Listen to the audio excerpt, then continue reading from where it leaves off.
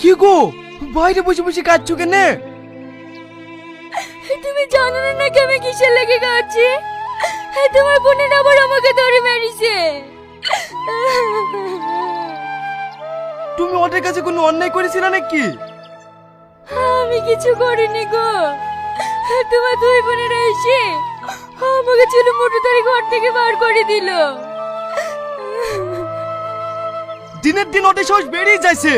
আসো, আজ ওদেরকে দেখছি।